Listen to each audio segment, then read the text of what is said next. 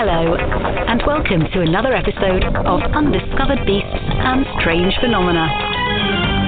Please join our experienced and knowledgeable panel of hosts as we explore the great mysteries of our time: Bigfoot, UFOs, ghosts, and unexplained phenomena.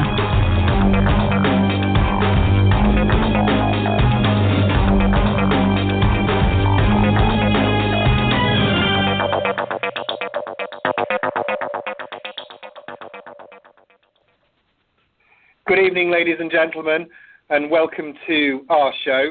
Tonight, Mike and I are going to talk about the Dogman. It's not something that I'd really investigated a lot, and I'll explore the reasons why as I ask Mike some questions. Mike doesn't know what questions I'm going to ask him tonight. We've agreed that we're going to throw things at one another to get that dynamic. So none of this is rehearsed. You know that we're very good friends and we are on the show all the time, but Mike does know a lot about this subject. It's something he feels quite passionately about. So Mike's not behind the scenes, he's live. Good evening, Mike. How are you? I'm doing great, Adam. It's good to be here on this side of the glass with you, man. Okay, good stuff. Now let's go into it, because there's a number of different things we want to discuss, and we know the broad areas of the topics we want to discuss, but we don't know any of the detail as yet. So let's explore it. Now, some people have said to me that the Dogman, this creature, is implausible and that it's just a modern myth. What do you say to that, Mike? Well, I can certainly understand and appreciate that point of view. It's not unlike a point of view I once held. I was once extremely skeptical of the entire phenomenon. I mean, on the outside, you know, when you just look at that first layer of the onion, when you're sitting there holding your hand, it almost looked a little too much like too much pop cultural thing with the werewolf movies and things like that. So I was not too eager to jump on board the Dogman train, so to speak, until I did look into it a little bit more and started finding out things like, well, you know, it's not just a modern phenomenon, for example. It's been around for quite some time, actually, now. As far as, you know, in the United States, it's been here, you know, since European settlers at least. That's, you know, undeniable. And they've got these, I mean, I did some research, obviously, before the show, but they've got these different creatures, the hide behind and the rougarou, that all seem to fit under the same family. Can you tell us a little bit about the folklore and mythology around the Dogman? Because I think that's interesting. Well, yes, certainly.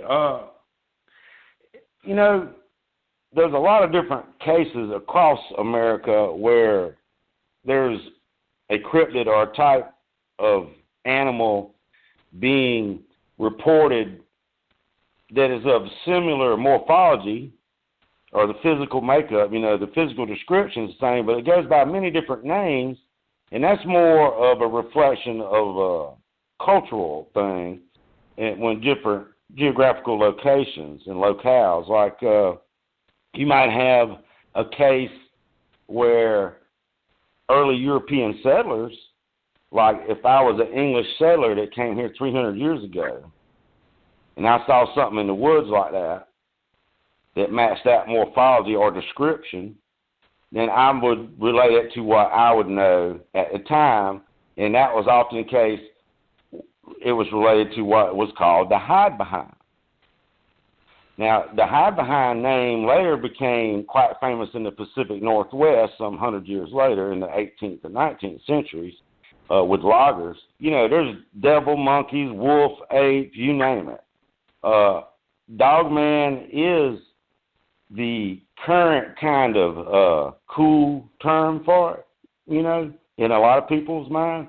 But when you look at the physical description or the morphology of all these different types of entities that are being reported, it's basically more or less the same animal, or pretty close, if you follow what I'm saying. Yeah, no, good. So so when we look at that, we're thinking about that, the first thing to establish then is it's not like the Chupacabra. It's not like a a modern phenomenon. It has this historical pedigree. So if that's the case, give us a physical description. What is it? The physical description? You broke up on me a little bit there, Adam. I apologize. The physical description, Mike, please. Yes. The morphology or physical description is often reported as a beast that basically possesses pronounced canine-like features, Adam, where you would have a snout with pronounced canine teeth and a carried tail. Now, since these canine features are present, that lends itself to the name, obviously, Dogman, if you will. But typically reported on the geography, depends on where you're at there again, but something on the order of 6 or 7 feet tall.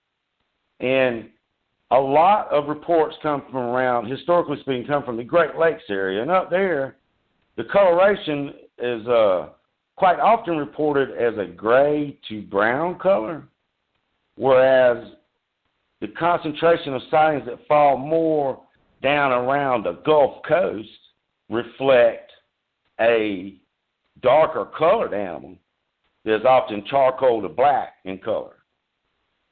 But roughly still that same 6 or 7 feet tall, give or take, when upright. And, of course, both displaying bipedal and quadrupedal locomotion. What about its face? Well, typically with the snout and the pronounced teeth, what goes along with that is pointed ears, typically. And historically speaking, in most accounts, the eyes are reported as being yellow to amber in color, with yellow to green eye shine, like at night. Are you familiar with the eye shine phenomenon? Yes, of course, yes. So when we look at this, the first question about that is there a direct correlation between the historical accounts to the modern day accounts, or has it morphed or evolved in some way along with pop culture? And the reason I'm asking you this question is, one of the things I noticed with accounts of alien or alien entities is sometimes they can change depending on the culture that they are in. So the question I have for you is, has the descriptions of this creature changed as a result of the culture that they are in, or is it consistent, Mike, in your opinion, and if so, how? Typically, the vast majority of sightings in America overall would not reflect that, other than, there again, those basic regional interpretations and things like that. There is definitely a pop culture influence, in my opinion, as far as the volume and timing of the sightings, however. Specifically, after a radio disc jockey in Michigan in 1987 released a song about the Dogman that referenced a 100-year-old account from Richburg County, Michigan, which is in the northwest lower peninsula, where these lumberjacks or these people that are out harvesting timber had run across this wolf-like animal and cornered it up and poked sticks at it when it was in a log. Well, it came out and stood upright, and that freaked everybody out. And, the rest is history. So this DJ wrote this song in 1987. And that was certainly immediately following that, Adam, there was a burst in activity in Michigan and Wisconsin and other places in that general area. So that is something to keep in mind, the pop cultural influence. Now, one might argue that was raising awareness to possible eyewitnesses and that sort of thing, so they realize, hey, maybe that's the Dogman the song was about. And some of it just be people seeking attention and what have you. But there is a definite spike, if you will, in sightings in reference to that song or immediately following the release of that song. Okay, good.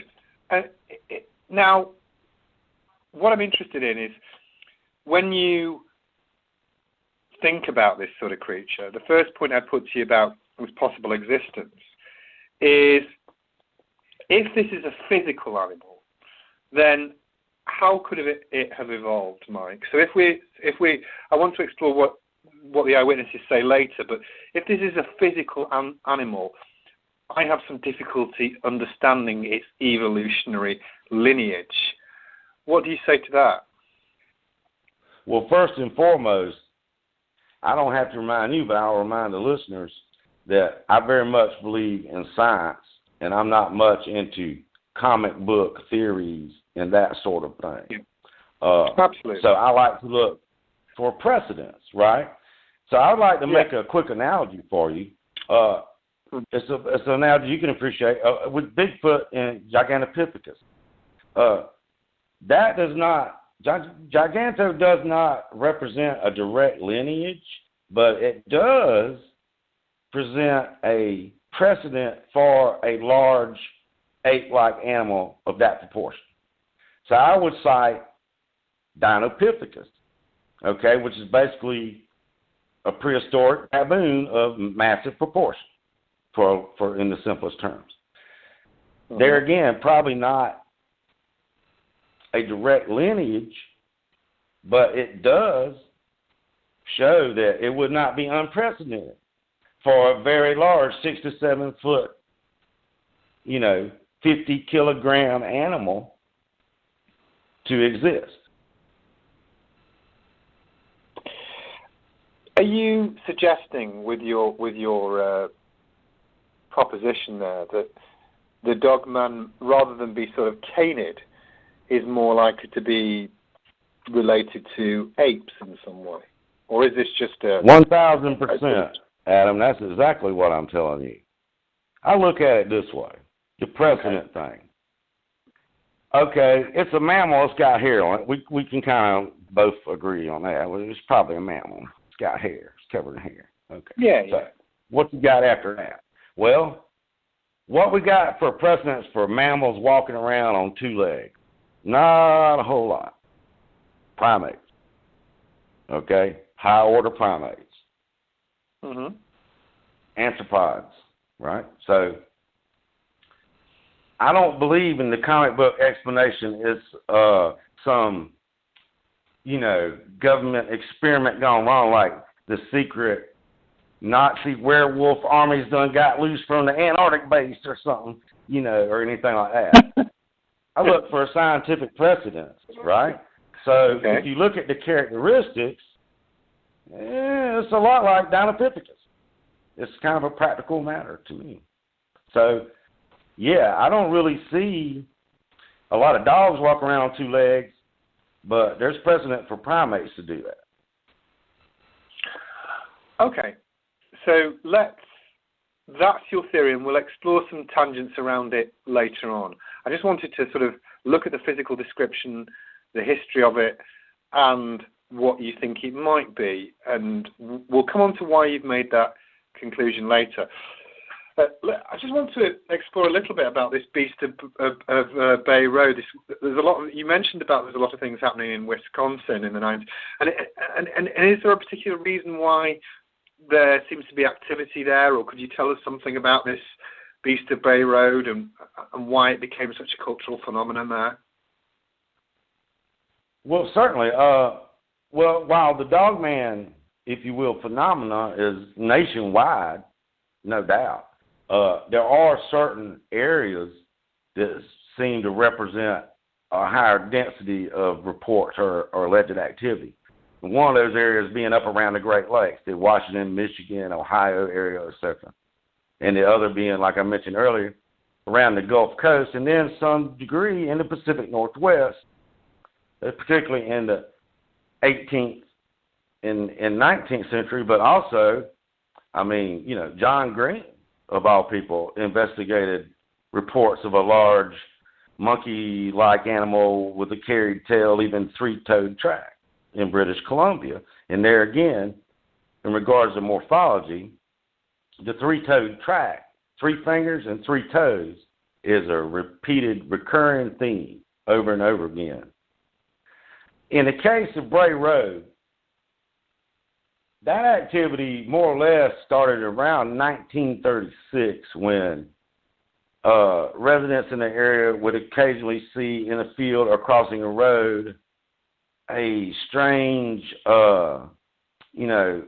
ape-like, possibly canine-type features in the area, but there were no attacks or anything like that.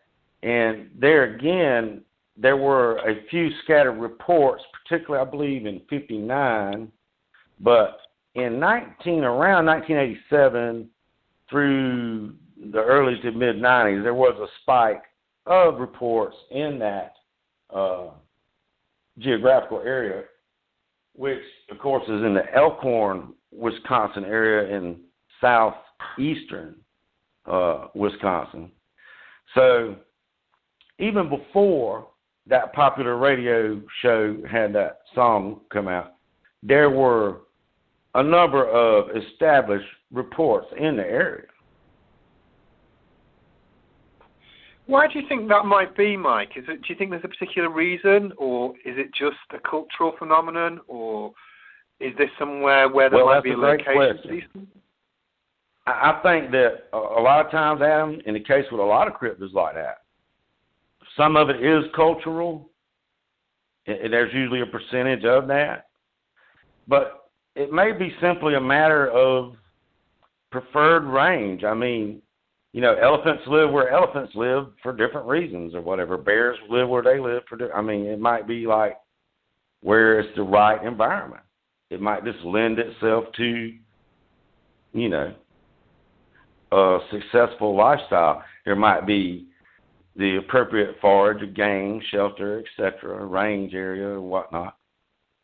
There could be a number of reasons for that. But there is, if you will, a density, a cluster of activity, of reported activity around the Great Lakes. There's no doubt about that. And again, particularly around the Gulf Coast area from southeastern Texas all the way into southern Georgia and eastern South Carolina. Do we know anything about what these creatures might, in some way, or consume? Do we know anything about their... let's assume that they are physical, and we'll come on to the paranormal later. I don't want to deal with that just yet. But how might they live or consume or breed? Do we know anything about any of that through your investigation? We don't really know much at all about that. Anything...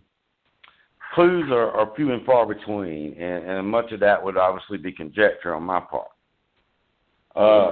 If you look at biological precedents, typically similar,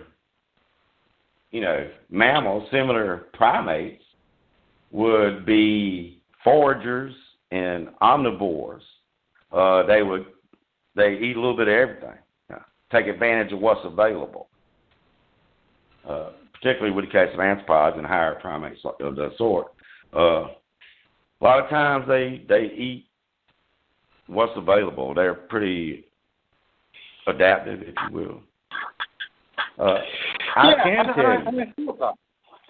thought that. I would like to add to that real quick, Adam, before you go to the next point. But quickly, I do have a case of 2 different horse kills where the heart and the liver were collected by something. And the people involved, the horse owners and other people, think it might be attributed to the so-called Dogman. So why it may be a case. Well, because of other activity that was going on in both cases in the area. And 3-toed tracks. So if they are, again, I just want to invite conjecture, because I know you don't know this, but I'm interested in the conjecture point. If there are clusters of cases and these are omnivorous opportunists, is there any particular reason why they might be concentrated in a locale, or is it just a preference thing? Or is there any more we can learn on that point? I'm trying to understand their patterns of behaviour, you see. That's what I'm asking. Well, the livestock kill thing is not unusual with this type of thing, and the so-called reports of devil monkeys and what have you. In the 70s, there was livestock kills in Kentucky that Lauren Coleman had looked into, and things like that. So livestock kills are a real possibility. And, of course, a lot of places, there's a lot of food in the woods if you're a forager and an omnivore. There's lots of squirrels and lots of berries and things like that to eat. There may be something as simple as the ratio of hardwood trees in the forest or something like that. Maybe they like acorns and they like a lot of oak trees around. I don't really know the solid rock answer for that one. No, it's interesting to speculate. And I like that. Okay, good. Now, you've interviewed some eyewitnesses, and I'm very interested in this, and I wanted to build up to it after we understood some of the folklore and the morphology of these creatures. So could you tell us a little bit about who you've interviewed and what you learned? Certainly, Adam. Well, one thing, once I started really looking into this, and, I've been a field investigator, a cryptozoologist, if you will, for many years, just for over 40 years now. And most of my research, I didn't really bother really looking into the Dogman thing until around the 90s, because I started getting a few reports. And about the same time, I started looking into it a little more and seeing there were other cryptozoologists that thought there might be something to it, and some of the reports were very compelling, and I don't know, it just kind of struck my interest more. And I started looking into the matter, and I don't know, I kind of became obsessed with the type of reports, because of all the different cryptids I've researched and took reports on and talked to eyewitnesses, some of the most fantastic claims come from Dogman witnesses, some of the most incredible reports. And I do have a few of those I'd like to cover, taken from South Carolina by myself, firsthand. I did mention earlier about the 2 horse kills. I'd like to touch on that a little bit. Of course, go for it.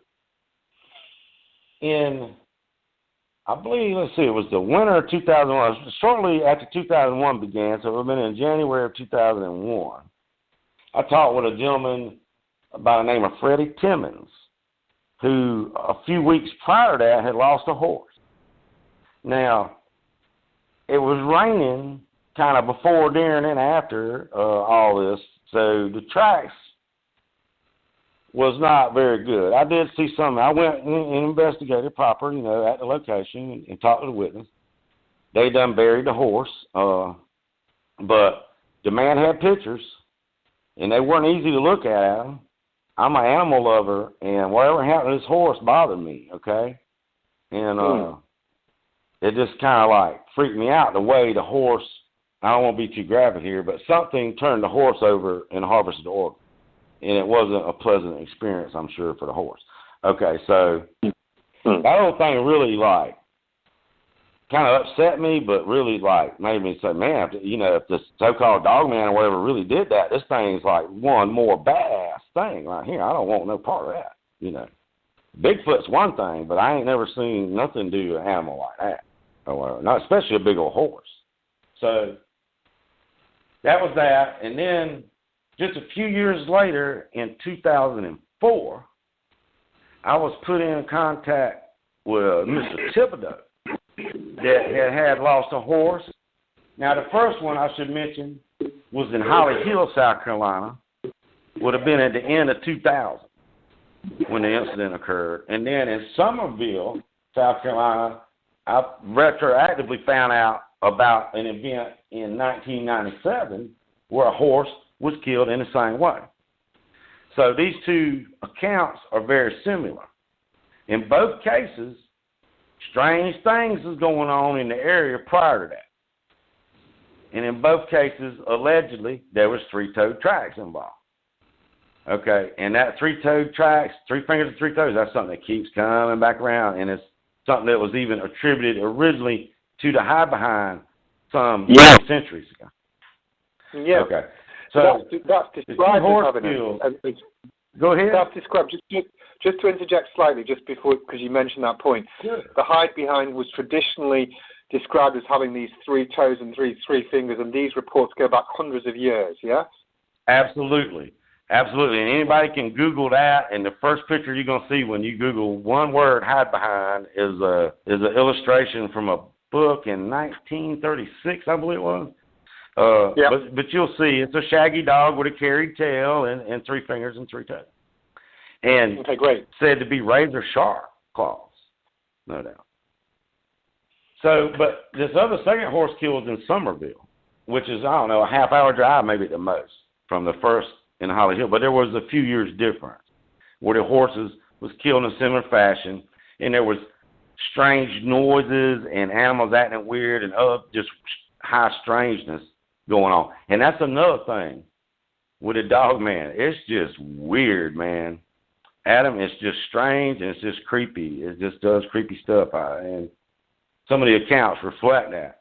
But there was the 2 horse kills, and those really stuck with me because, I mean, it takes something pretty brutal to kill a big old horse, a grown horse, man. Jesus. Mm-hmm. But that really, made a strong impression on me. And I was really kind of getting into it heavy by then.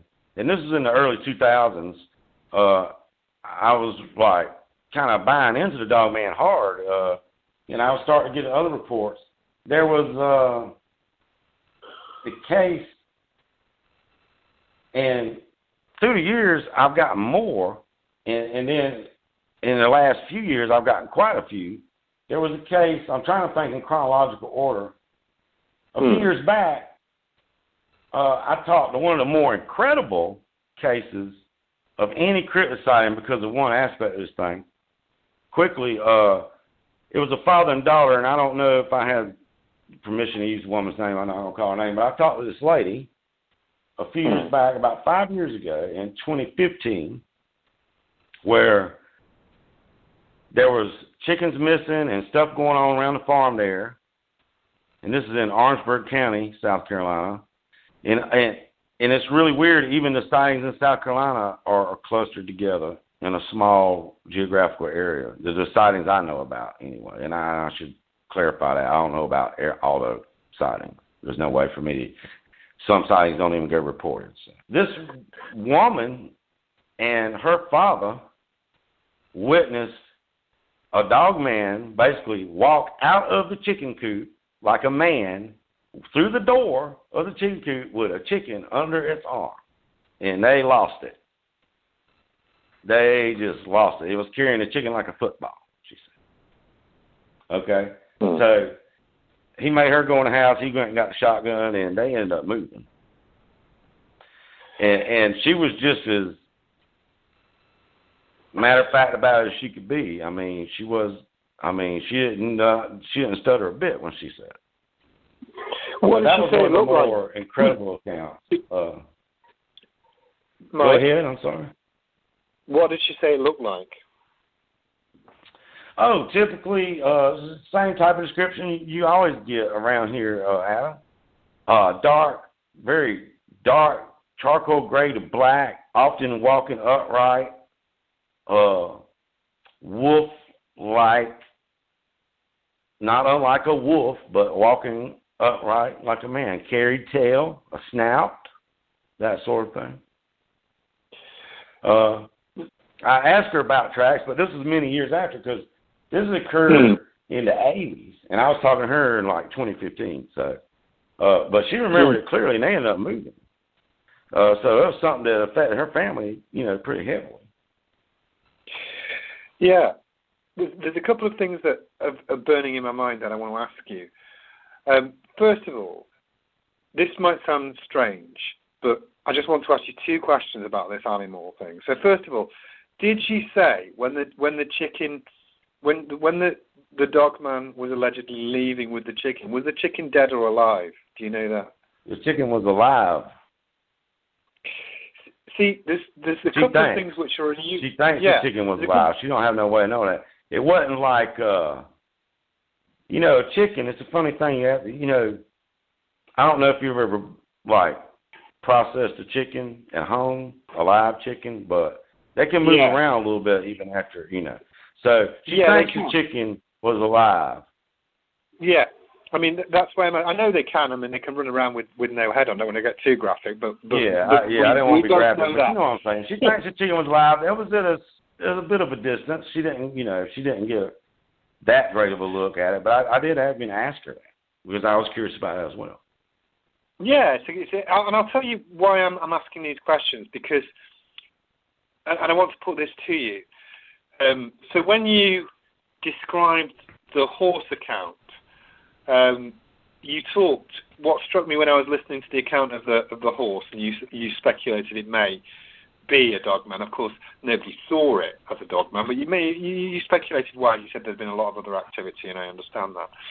Now, the thing that struck me when you were describing that was the almost surgical precision in which the heart and liver had been removed, and we won't go into any more about that, but it was disturbing in the way it had been done. But it was almost like surgical.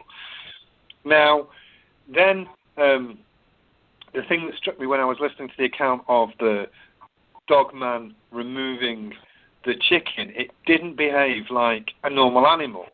So if it doesn't behave like a normal animal when it's attacking the horse. If it was that creature, it's quite surgical in what it does. And you think, very recently, my mother, for example, lives in a very rural area in England, and a fox got into one of the farmers' chicken coops, and it just killed all the chickens. Yeah, but that's what the animals do if they get in there. It doesn't have to be. But I'm just giving that example as, I know myself from that area and going up into the rural areas in the Peak District in northern England, like most of my life. That's just what these things are. City people can often say, oh well, the animals will only take what they need. Well, you and I both know that's BS. If something gets in there, it will kill as many things as it can sometimes, just because it will. Just because it can. Again, you've got right. Because it can. But and that's like just the same as lions. I've seen on the savannah, they'll just kill things sometimes because they can. It's not a Disney world of nature in the real world.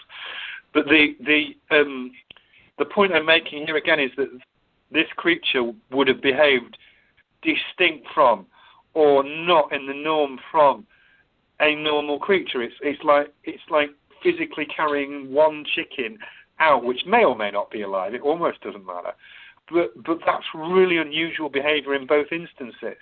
And I know that you would have thought about that because you're a very, very thorough investigator. What do you say about that?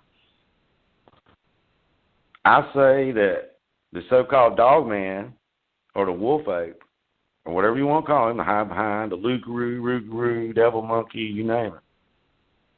I say this is a very intelligent animal. Very, very intelligent and very intentful. It thinks things through. It a calculated thinker. Very high intelligence. Why do you draw that conclusion then from its attacks on the animals? Why do you say that that's an indication of its intelligence? Oh, well, it's not just the attacks on the animals, it's just the other strange, creepy behavior and things like the stalking and this reported like prior to like the horse kills, the weird things going on, some of the eyewitness accounts. It seems to be very intelligent, and that's my gut instinct. I think that when it does something, it knows what it's doing. It's done thought about it or whatever. This thing, you're talking about something that's very intelligent. I just really get that impression. I mean, like, if you think about the organs that are harvested, that's where most of the, bang for your buck is, right? And the richness of the minerals and the substance or whatever, the protein value and all that. If people kill a deer, they're going to eat the legs or whatever and, eat the deer. Whatever. You're talking about something that just harvested particular organs that were the highest yield per pound in nutrition. I think that's interesting and worth noting. Okay, good. Have you interviewed any other eyewitnesses or any other accounts that you think were particularly interesting? In total, Adam, I've looked through my records today. I still have some of them. It's hard to maintain records over many years, as you probably are fully aware, especially when you move a few times and things happen. Life happens and stuff. But about 10 or 12, what I would call convincing witnesses. One particularly bizarre series of events that really, in the last few years, put me over the top on believing in the Dogman. Really kind of locked it down. I went all the way from skeptical, oh, that's just some werewolf BS, to this is legit real. There's a gentleman that moved up here from Georgia, from Brunswick, Georgia, Mr. Williams. I'm not sure if I have permission to use his name or not, so I'm kind of particular about, calling people's name publicly. But he come up here to work. He lived in Lone Star, South Carolina, near Lone Star. He took a job at a paper mill, just not too far from there. This location he lives at, it's directly adjacent to where Lake Marion kind of just becomes full of trees, and it kind of just gradually turns into Sparkleberry Swamp. It's a large area at the north end of Lake Marion, where the Santee River feeds into Lake Marion. And his place that he was staying there, he had a few acres of land directly, almost adjacent to the swamp there. Almost to the river channel, because the river channel is on that side of the swamp down there in Lone Star.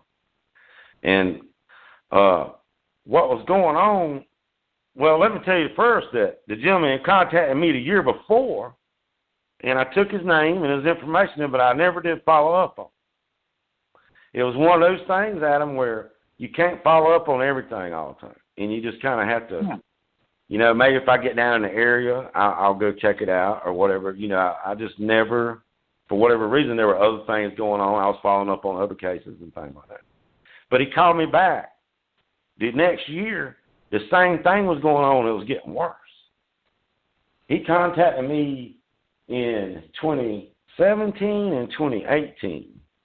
I didn't go in 2017, but I went and visited the man in 2018 because all hell was breaking loose down there. Basically, there was weird stuff going on, around the place. The short story, all right. So, and that's pretty much a common theme with a lot of accounts. Strange noises and little strange activities. All right. So lots of strange noises. The dogs have been upset, that sort of thing. Well, the man's mom-in-law come to visit. And it was dark. She come over there one night, and he lived off of a dirt road just out in the middle of nowhere, buddy. I'm telling you now, Adam, there ain't no houses around there hardly nowhere. There's not no people around. There's a few fields and a lot of woods and some swamp. She's going down a dirt road, goes around a little bit of a curve, and the headlights hit what she called the devil standing there. Okay?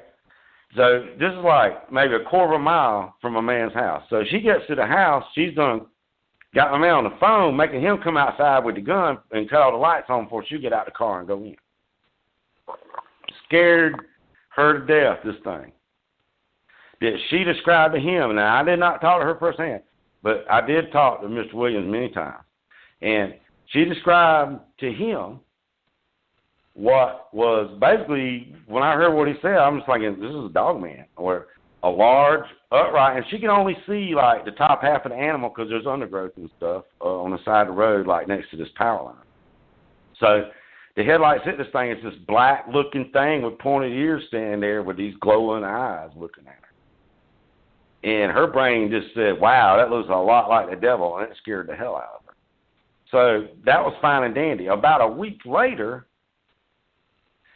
Mr. Williams had experienced what they call like a night of hell, where him his wife and a child that he later sent the next morning to go stay with grandmama, went through this thing where this thing was stalking around his house screaming, these blood-curdling screams, to the point where two of the dogs was behind the couch and one was under the chair. And it got so bad at one point, Mr. Williams went out the back door of the mobile home, his double wide mobile home, kicked the door open, and emptied the shotgun into the surrounding tree. Now, that tells me something, Adam. Now, I take a lot of reports, and I'm sure you have too. When a man thinks it's come to the point where he's got to shoot something with deadly force, you've done crossed a line somewhere in there where shit's got serious. Excuse my French. Okay, this man has decided even if it is a person or whatever it is out there, it needs to be shot at this point. It scared them so bad with the screaming and carrying on. All right. So, I that whole thing, which lasted, I don't know, maybe a month of strange activity and it screamed, it eventually led to them staying with Grandma and moving. And I don't know if anybody's bought that place since then or not. I haven't been down there in a long time. I went back a couple times since they left. I don't have permission to go on the land. I don't trespass without permission. I haven't been on the land since then because I don't know who owns it proper. But I went there immediately following this. Like, after the night of hell, I was there the next day at 9:30 in the morning. This is like an hour and a half drive from my house. All right, because the man calls me on my phone at like 7 in the morning saying, you ain't going to believe this. All right, so, like, he was all tore up there. And I went down there, and I scoured all around in the woods around there. And there's a lot of pine trees and a lot of hardwoods. It's a forested area, so it's hard to see tracks around there. I didn't really see any tracks. But I did get in there, and I heard a strange noise, and I recorded a strange noise on my recorder. But after reviewing it with a few of my peers, like Lyle and Shelley Covington, Montana, I was kind of convinced it was probably just like a raccoon in distress or something. But it was a very interesting collect. It kind of creeped me out when I heard it. It was just a weird noise. But it was inconclusive. But what I'm getting at here, again, for a man to take a shotgun, a 12-gauge shotgun, and just cut loose and empty the shotgun into the woods behind the house, he was pretty damn scared. Yeah. So you don't cross the line at that point. It comes to one point, that I wanted to put to you, really. I wanted to see what your thought was. With Bigfoot, whether you believe a witness or not, one thing that is quite clear is that there are a number of accounts of its behaviour, where it's been more benevolent than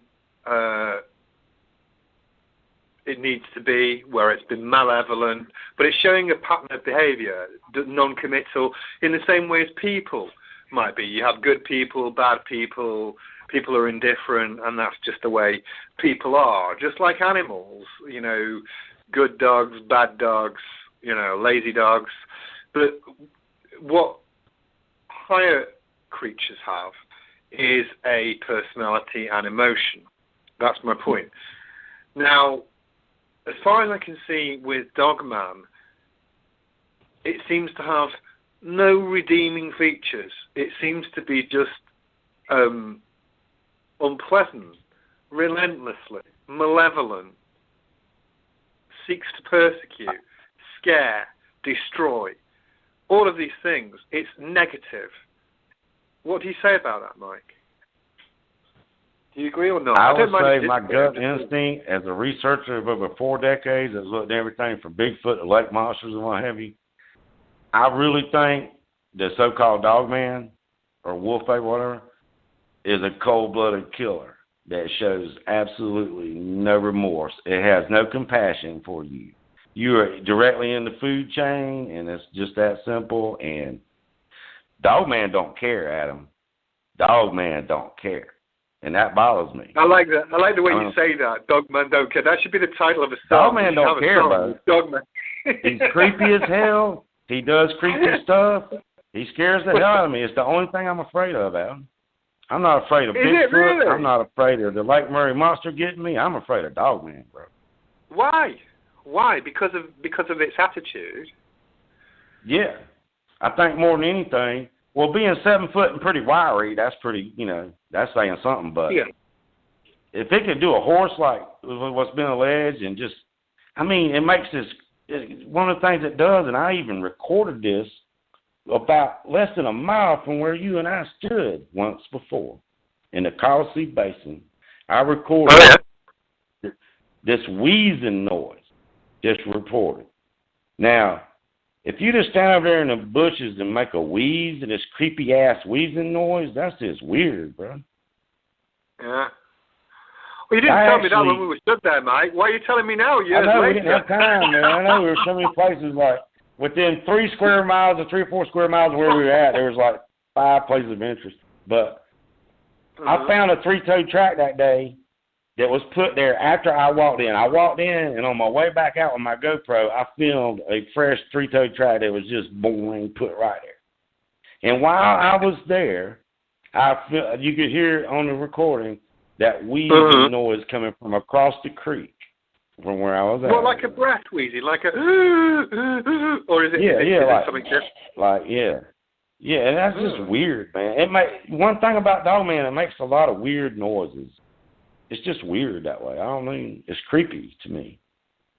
You see, this is what we've got to come on to this, because I think it's an important part of the puzzle, and I know you're not in favour of it, but I'm going to put it to you, because I read many accounts where people were suggesting, it could be they go back to Native American legends, the sort of skinwalker, the werewolf type shape shifting. Yeah, Wendigos, skinwalkers. Yeah.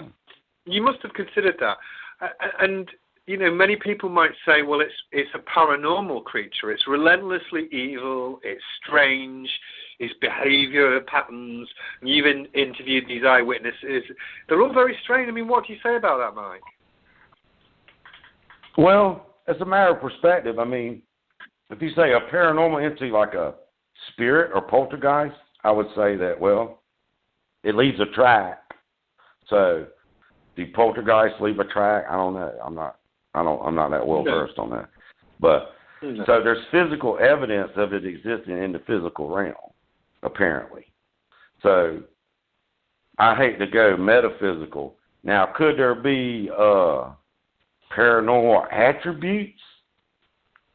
I don't know. I think a lot of that is pop culture. I'll put it this way. If there is a devil monkey or a hide behind or what have you running out there, and I'm now convinced that there is. I've made the whole journey from skeptic to I'm pretty well convinced. Then obviously it would manifest naturally because of its nature and its appearance, some pop cultural aspects and things. And, people, and there again, just like in the case of mythology and other things, people relate to things the best they can. Early English settlers call it the hide behind. Early French settlers in southeastern Louisiana call it the rougarou or the loup-garou, based on basically like the French version of the werewolf or what have you. So it's just a lot of it is a reflection of culture, and you have to keep that in mind, in the folklore and everything else. Mm-hmm. But I feel that there's a physical animal, a physical animal that is present that is the cause of all these things, not like a visitor from another dimension you can put your arm through or anything like that. So one of the questions I had for you that I was really interested in after we sort of established what it might be is how the sightings become more common? Because it seems to me that over the last few years there's been more and more of this, of Dogman groups, Dogman discussions, all of these sort of things, which weren't very prevalent maybe 10, 15 years ago. Is it that they've become more common? Are people more aware?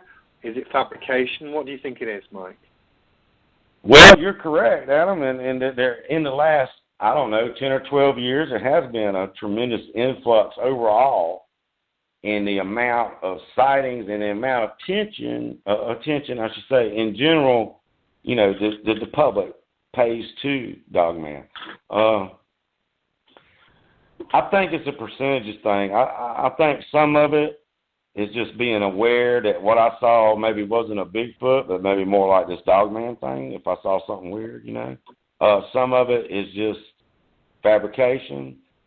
Some of it, who knows? I mean, it plays a role. It's a factor. I don't think all reports are genuine, just like with everything else. And since you do have, it seems to be gaining popularity. So when that happens, you just get more reports. And you know, I think there again, it's just a percentage, different reasons for that, if you will. Have there been any recent accounts that you've heard of which you found either particularly credible or particularly horrifying? Well, the Williams account I just went into was the most credible and horrifying account, just right off the top of my head, that I believe I've personally ever taken. Of course, you know, there's quite a few strange accounts in history, whether it was Wexford County, Michigan in 1887, or Elkhorn, Wisconsin in 1936, or Defiance, Ohio in 1972, where the railroad workers saw one with a stick on his shoulder. Okay, I mean, it's just, I think that you can't deny the existence at this point, to kind of, if that helps you any. I think I've seen enough where that's violent behavior has been reported over and over again. It is just assumed that this thing could be very violent, from scratching cars and leaving 3 scratch marks, or killing livestock, or whatever it may be. Now, some people, just to go on to this point, because you touched on it a little bit, and it was one of the final points I wanted to cover, might say, well, this is misidentification of, and in fact, what people are really seeing is a Bigfoot. To give you an example, I spoke to a guy once up here near the Otay mountain ranges who said he'd seen some sort of wolf-like creature in the first instance, and, you know, I went to investigate it with some of the Native Americans on a reservation there. But during my conversations with him, it became apparent what he'd seen was something with a snout, with a distinct snout that was actually more primate rather than a werewolf type figure. He'd just never seen anything like that before, and he was struggling to articulate it because he was scared. His hands were shaking when I spoke to him. So could it be misidentification? And really, could it be something less sinister? What do you say about that? Well, certainly some of it, Adam, could be much more mundane. I mean, obviously, there's a lot of bear, like black bear in North America. If you're walking on a trail and a black bear stood up in the brush on his hind legs to look at you, say 50 feet away, and that bear had mange, you would say, what in the unholy hell is that? You know what I'm saying? So, I mean, yeah. Some of it could very well be black bear or Bigfoot, misidentification. You know, that's a factor with a lot of different cryptids. With any type of thing you investigate like that, it's just a matter of how much of a percentage could be misidentification. And when you're talking to witnesses, you know, you try, and as an investigator, you know this, you try to eliminate that by asking good questions about the morphology and the locomotion and the behavior and those types of things. Yeah, absolutely. So if someone said to you, you know, it's a paranormal creature, why would you say, well, no, it's not? bearing in mind these accounts and bearing in mind its aggressiveness and its lack of empathy in any situation. You know, I've never seen an account anywhere throughout history where it's done anything other than being malevolent. So is it just a thoroughly aggressive creature, or could it have some sort of could it be a paranormal in some way, Mike? What do you say about that? Well, now, there's certainly people that will agree with that synopsis, or this might even be like a demon entity or something, you know, something demonic or what have you, even go so far as to say that. I tend to be much more practical and try to find, like, we already got anything that fits the mold kind of thing, like, we already got anything like that, let's look around and see, you know. So, I don't know, you know, it leaves tracks, and it's kind of like Bigfoot with me. I don't really have any, Bigfoot never mind spoke to me, so I don't know that it's psychic. I don't know that there's anything unusual or paranormal, if you will, about Bigfoot, and I really have no reason to believe that with Dogman either. I just think Dogman don't care. It just, there's no empathy. It's survival. It's just straight like, I mean, does a shark really feel bad about your kids if it eats you? I mean, no, but I think that, and a shark doesn't, and I think that's a good point. A shark doesn't feel remorse. It doesn't feel sickness. It doesn't in any way. It exists. It has a basic sentience, commensurate with its behaviour. The thing about the Dogman is that, you know, as you say, it's highly intelligent. And yet it's totally malevolent, and that just intrigues me. You know, I think it's just, I think it's really that sort of very strange behaviour in those circumstances. Do you think it has any motivation? Sort of the last question, really, I guess, is there anything that it wants in any way? I think it's just after the basics, probably. I mean, I don't think it's here really to terrorize us psychologically, but I think it can if it needs to. I think it just wants to survive and mate like everybody else or whatever, you know, just do its thing. It's just in its niche doing its thing. And it happens to be a violent, you know, cold-blooded killer, apparently. And if that is the case, then that wouldn't be that unusual in the animal kingdom, like you say. But, you know, it's certainly, it's a curious animal too, you know, much like you hear reports of the Bigfoot being curious and studying and observing people. One of the cases I had was Mr. Cochran, Willie Cochran. He recounted tales like when he was on his farm growing up, where this thing near Ellery, South Carolina, would just kind of be roaming around the region and roaming the farm. They would see it, but it never would do nothing to nobody or come out of the woods or nothing. They just kind of know it was around and see it every now and then, making creepy noises and like spying on them and stuff, you know, doing creepy stuff.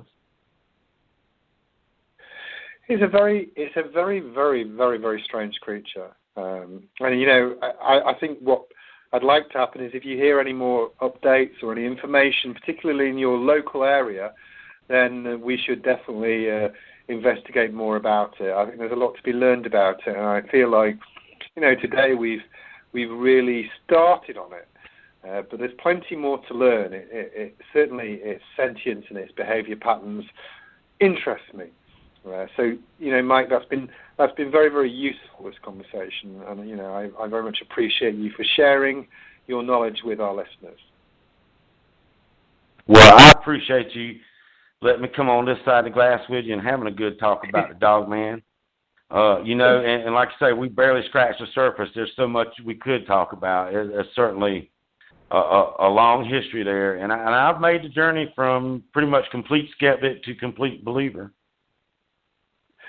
Yeah, I find that quite interesting, really, and I didn't know that before our conversation, so that was good. Okay, ladies and gentlemen, we're out of time. Next week we'll be talking with William Pullen about Men in Black. Are they real? Are they not real? Is it mythology? Is it something far more sinister? Let's find out next week, ladies and gentlemen. Thank you very much from Mike and I. See you then. Good night.